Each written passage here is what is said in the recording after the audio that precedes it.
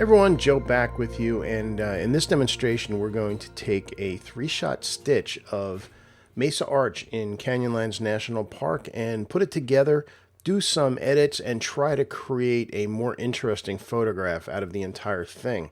So I mentioned this is a 3-shot stitch. Here's shot 1 from the left, shot 2, shot 3.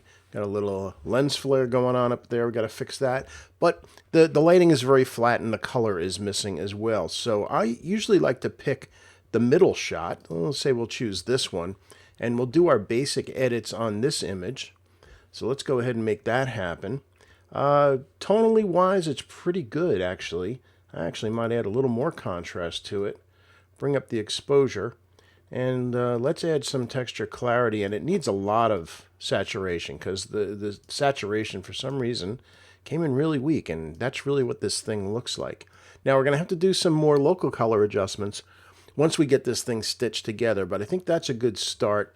And as far as sharpness go, again, we're gonna stitch the entire thing together before we do that. So we've got our 3 images selected down the bottom. We can just come up to Photo Merge, Panorama. So here's our panorama stitch, and you can see it's got kind of this scalloping on the top, and that is kind of a default. The software assumes that you're hand holding. This was not handheld, it was shot on a nodal rig, so we can, if we like, just take the boundary warp all the way over and fill the entire frame, and it will still be correct because we were shooting on a nodal rig. And more about that later. As far as the projections go, I think you're going to find that 95% of the time the answer is going to be cylindrical. Spherical has a tendency to compress vertically, and perspective is really for special usage. So let's just go to merge here. And this was going to take all 3 images and combine them into one image. The beauty of doing this in Lightroom is it remains a raw file. It creates a DNG that everything you do to it can be undone. So here is our raw stitch of the entire image, and if we hit the I key, we can see, look at the dimensions now, it's 11,332 pixels wide, so it's plenty for a big print. So first of all, let's just get rid of this little lens flare that happened. Choose the spot removal tool up here, make the brush a little bit bigger than the problem, and click on that and get rid of that. Okay, so what are the problems with the image? Well, where does the eye go? Well, this area over here is a little too bright, and we want the eye to be focused on the arch. There's also absolutely nothing going on in the sky.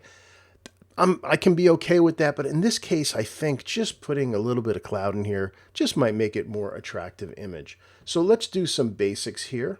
I'm going to get a graduated filter here, and I'm going to draw it up at an angle from that bottom left, and if I hit the O key, that will activate the show the selected mask overlay so you can see what it is selecting, and that's pretty good. So what I want to do is I want to bring down the exposure a little bit, just take a little of the brightness away, and maybe a little of the saturation as well. I want to make this a little duller so that our arch is going to have more excitement in it. Okay, that looks better. So let's hit done on that. Now the arch itself, I think I want to put a little more light on it. So let's get a big brush.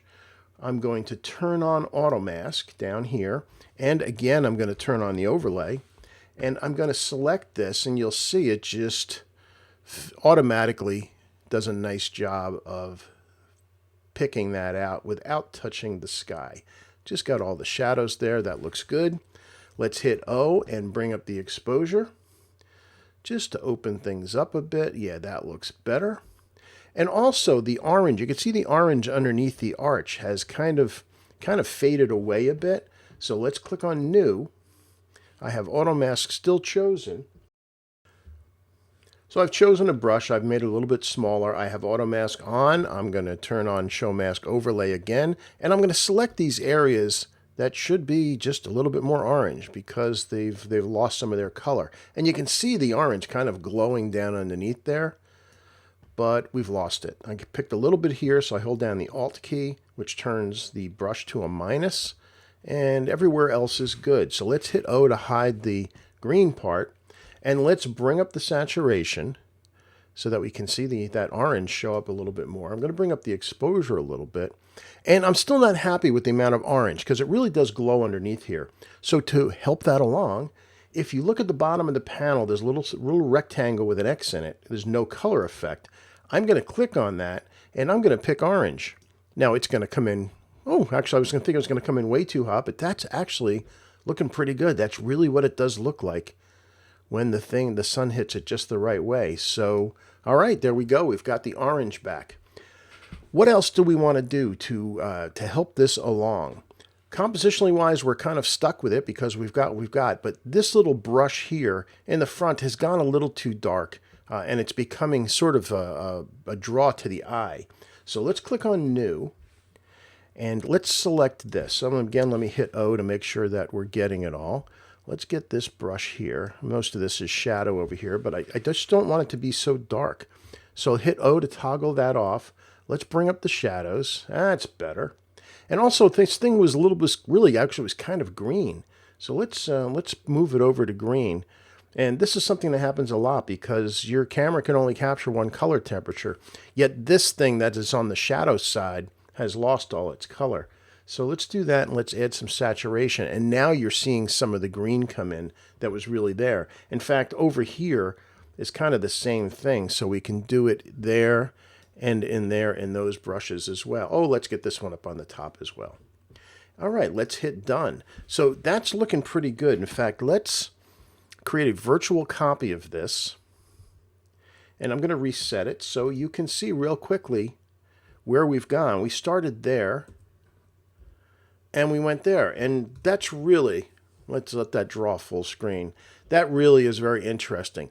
But boy, wouldn't it be a little more interesting maybe with a little bit of clouds in the sky? Even one little cloud?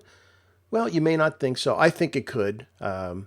You could get away with this image, by the way. Let's get out of full screen. As I'm looking at this, I see an interesting aspect ratio.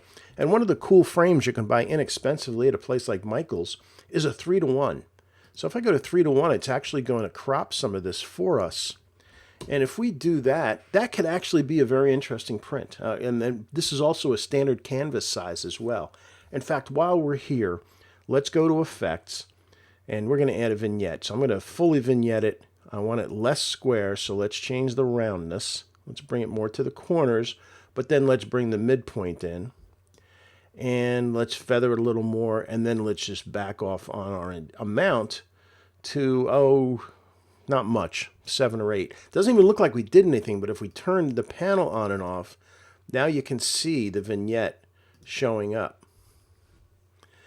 And you know what? I really like this as a 3:1. I think this is actually a cool image. We don't even need to add the clouds because what we just did was we took a little bit of the sky away. We minimized that. So now clouds actually might be a bit of a distraction. Now you're exclusively focused onto the arch. And let's go to full screen. And we ended up with a nice image. And again, when you consider that we started with this, just a little bit of sliders, a little bit of light and color painting, and we turned in a fairly drab image into a really nice dramatic shot of Mesa Arch in Canyonlands National Park. Oh, one last thing I almost forgot. I talked about doing sharpening on the image. So now that we've got everything done, let's go ahead and do a little bit of sharpening to it. I want to keep it controlled. I don't need a lot. And I'm going to look at the image at 50% because 50% is actually kind of what your print is going to, this is kind of your print resolution. It's not 100%. So, all right, here's our brush inside. Let's go to sharpening. I'm going to add a bunch of sharpening. I'm going to add more than halfway up. However, when you do this, it starts adding a lot of grain. You can even see it in the sky. I am going to turn noise reduction on a little bit, which will soften some of that. But really the answer is the masking slider right here. I'm going to hold down the Alt or Option key and click on that slider.